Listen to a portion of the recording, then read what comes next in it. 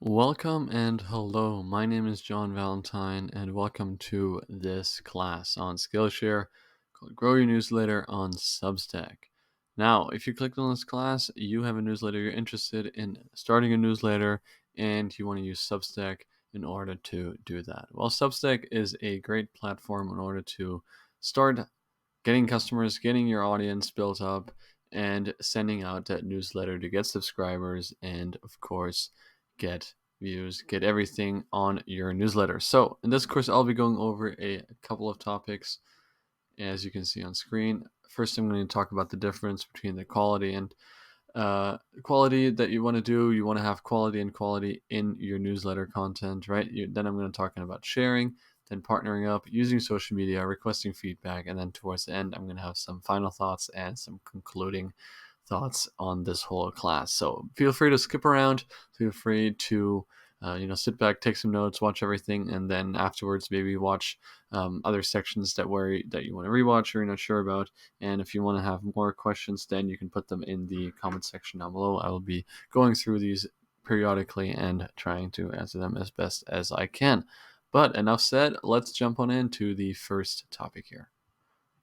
Now let's go ahead and move into the first topic here, which is quality and quality. What does that mean? Well, it means that you should focus on your quality rather than the quantity, right? Some social media sites can get away with less quality, but just frequency and higher quantity to sort of overwhelm your audience with content. For example, Twitter is a lot like that. You can just shoot off a lot of good tweets, but sometimes just the amount of content can help. Sometimes Instagram can be like that.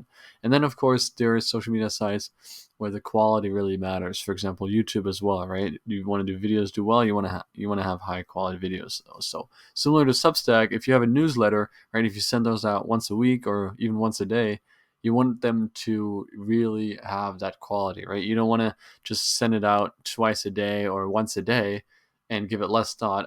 It's better to send it out once a week with higher quality than once a day just with more frequency, right? Because the difference is the aim is for you to get people to pay for it, right? You want to start with a strong base, get consistent, because you don't need views, you need subscribers, right? This is Substack. It's not YouTube, it's not Twitter, it's not Instagram. People don't consume it for free. People don't, click on it 1,000 times and then you still get paid, right? People can click on YouTube videos and can click off, but as soon as you get to a certain number of seconds, you get that click and you still get paid, right? So if 1 million people click on it, even if they might not like it, sure, in the long run it doesn't work, but at the end of the day, right, if it's good enough for people to watch, it'll be okay because it's free content and people can watch it. But Substack, you want to attract people enough to make them care enough to like your newsletter to actually subscribe and have that subscription going, right? Because that's how you make your money and that's how you build your audience, right? So that's the key difference. You can focus on quantity as well, but if it's not quality, if it's not consistently good, people are not going to be able to pay for it. People don't want to pay for it, right? So you want to start having that audience where you see, wow, if this is the value I'm getting out of this newsletter, whatever kind of topic that you choose to be, right? But the big difference is that it's not free because people have to pay for it. So people would only pay for it if they really, really enjoy you as a person, as an influencer, enjoy your topic, enjoy your style of writing, enjoy whatever they're getting out of it, right? Because they have to make that decision to actually pay for it. It's not just a YouTube subscription. They can click on it. Doesn't matter. It doesn't cost anything. Who cares if I have it or not? Even if I subscribe, I don't watch the videos. It doesn't really matter, right? This is completely different. People are spending money on you every month to get the information that you're putting out. So make sure to focus on that quality. So let's move on to the next topic, which is the share option. Now, what you want to do is customize your newsletter, right? You want to customize your options. And a big thing that you want to focus on is customizing your button options, right? You want the share button and the subscribe button, right? These are big pieces of creating a newsletter and growing on a newsletter, right? Because Substack has a couple of offers of some button options, right? There's share, comment, subscribe, become a paid subscriber, and more and more, right? So if you do too many, it can overwhelm the reader and look spammy. And also, if there's a lot of buttons, sometimes people don't click on any, right? Think of the sort of paralysis of choice, right? If there's 2 or 3 options, you might just click one of them. Is there's 2 options? Okay, maybe I'll click on one of these. If there's 10, you're like, oh, whatever, I'll skip over it, right? So think about it from your audience member. Think about it from your client perspective, how it would look, how good it would look. And so, of course, some of the most important buttons are the subscribe, like the paid subscribe button, and of course the share button, right? Because sharing allows people to get that comment, get that newsletter out to other people, and maybe share it with their friends if they saw something interesting. And then next thing you know, you get a new subscriber, right? So sharing is very, very important for word of mouth and for marketing. And of course, that subscriber button is good because that's your end goal, right? You want to make it easy for people to subscribe to you, right? So try not to use too many buttons, but having that share option really, really helps you with the organic growth. And then, of course, making it easier for for people who like the article, like the newsletter, to share it to someone that they want. And of course, then click on that subscribe button to keep engaging with your content.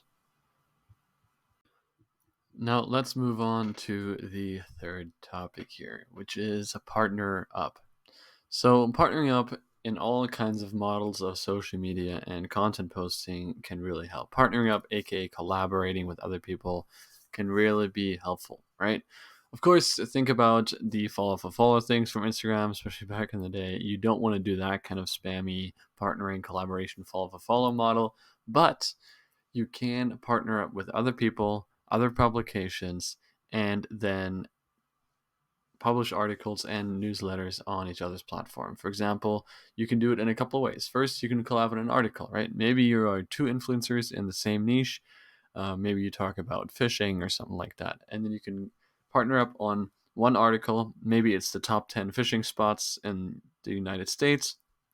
And you have 5, and then the other person has 5. And you post that newsletter on your Substack and then on their Substack, linking each other's accounts. And if you're in have the similar sized audience, then you really reach out to new people. It's a win-win situations, right? They reach out to someone new, you reach out to someone new, and for free you guys can just partner up, and it's sort of a collaboration that helps expand that audience and really helps expand the potential reach that some of those newsletters might have, right?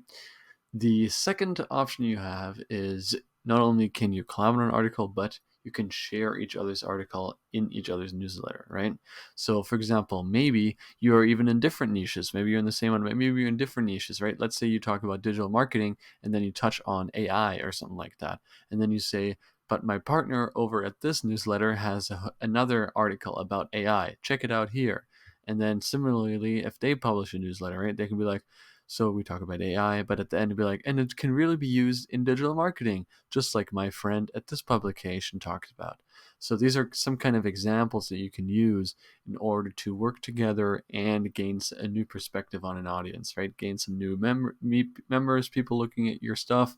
So it's a really, really good way to get some of that organic growth, especially early on when you, for example, don't want to spend money on marketing or don't have much money to spend on marketing, for example. So really connecting with people, networking, and getting some of that collaboration going can really add value, right? Not just to your newsletter, but also for the other person and in turn for you, right? So not only is it a win-win in terms of exposure for audience, but maybe the audience from your newsletter really actually likes some of the stuff that the other person wrote, right? Maybe you can have a guest article that they can write or a link and be like, wow, this was really really, really cool. Thank you for bringing in an expert on this topic for your newsletter. I really enjoyed reading his insights into this specific topic, even though you don't cover it. But I'm glad it was all in one newsletter, right? So, because what if they wanted to learn more about AI? Now they had to go Google it. Now they had to go to another newsletter or whatever it is. But if you present that information in your article in your newsletter, maybe your audience will like that because they're happy that they get all the information in one, right? So, really try to connect with some people. Look at the Substack recommendations, your author recommendations, and you can reach out to those people. And so that way you can really, really get some recommendations going from other people and collab on the actual newsletter or article itself, right? So get creative in that way, but these are the kind of options that you have when it comes to partnering up with people and when it comes to collaborating with other publications or other creators. Now let's move on to the fourth and last but not least topic that I want to cover in this class, and that is requesting feedback. So, when it comes to requesting feedback, you want to have constructive criticism, constructive feedback, right? It's always a good thing to seek out what people like and what they don't like, right? So, as I said here on the slide, realize the importance of constructive feedback and direct input from content consumers, right? Actively seek your reader opinions on newsletters, on length, content layout, and see if they can gauge effectiveness and identify areas for improvement, right? You want to put maybe some, not of course, maybe not every newsletter, but try to put surveys out there, and a really popular way to get people to do surveys is have giveaways, right? So say once a month you put a survey in your newsletter and say, anybody who does this survey is entered into a giveaway for a $50 Amazon gift card, and then you pick somebody at random after you get a certain number of surveys in, right? And that way you can really try to get some feedback from your actual customers. Especially, this is different too, because especially from customers who are paying for it, right? If they're subscribed for however much money a month, then they will be a little bit more inclined to leave their feedback because they want their opinion heard, they want their voices heard, they want to get the value what they have for their money, right? They of course already see enough value to pay for it, but if they feel like they are heard and they can express their opinion and you would actually start changing some things, then that will play into even more of a um, really connection with your audience and they will like it even more, right? If 100 people tell you that you should have 200 more words in your newsletter, then maybe you should start looking at having more words in your newsletter, right? If they say it's always too long, so they only read half of it, but they still like it, then maybe look at that. Maybe they want more pictures, maybe they want something else in it, right? So really try to gauge what people actually like, especially your customers. And you can also do that through social media, right? Go on Twitter, go on Reddit, go on YouTube, go on whatever social medias you're using to boost your newsletter as well, and try to interact with them, right? Try to get people to comment, be like, reaching out to my customers who are subscribed on Substack. What did you think of the last 3 newsletters? What can I improve? You can be honest with them, right? People like transparency, especially if you're a creator rather than a big publication. People will want to talk and engage with you, right? You could say, I was thinking about doing these changes, thoughts. You can make polls, for example, on LinkedIn. You can do it, all kinds of stuff on Twitter as well, or X. So just try to connect with your consumer in some kind of way and see what can be improved. And of course, you can be your own best critic as well, right? Do an audit. See what works, what you think works, and what doesn't work, right? Look at your newsletters, how they changed over the last few weeks, over the months.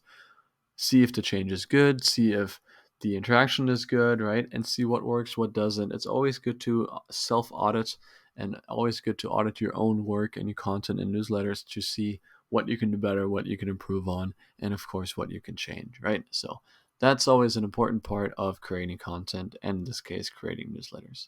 And that way you can use that to become better, improve your ways, improve your newsletters, and in turn, of course, grow and get your audience bigger and get your newsletter out there and really get some new members that people might like in the future. Maybe somebody looked at your newsletter, didn't like it, but you changed it, you became better, you improved, and 3 months later they saw it again and they, wow, now I like it, now I'm ready to subscribe, right? So you never know. Reach out, be your own critic, and try to improve continuously.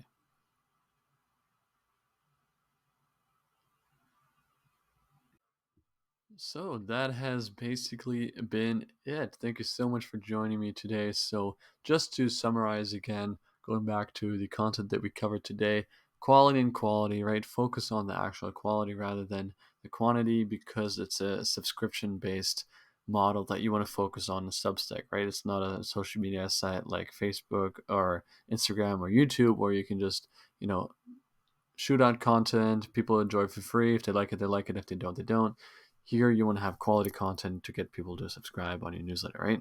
Number two, share, right? Get that share button there so people can share it with their friends and have that organic growth. And you want to have that subscribe button to make it easy for people to subscribe. Of course, number three, partner up, focus on collaborations, right? Focusing on connecting with other people and publications to have a win-win situation and get your name out there. Then, of course, use social media, as I said, as I covered. And last but not least, request feedback, right? You want to look at feedback that you have. You want to constructive feedback, constructive criticism, and in turn, again, use it with your social media to collect that feedback, use it with social media to push your newsletter and get that feedback as well, right? That makes it easier to run giveaways, run simply as polls, or just asking people for feedback. And sometimes people can be more responsive than you think when it comes to that. People who care will give you that feedback that you need, right? Because people who care enough to give you feedback will actually be excited about you listening to them as well, right? So use social media to get that feedback and then request the feedback. Again, use it, giveaway, polls, in whatever kind of ways you can think of. So yeah, that's basically it. Thank you so much for joining me today. My name has been John Valentine.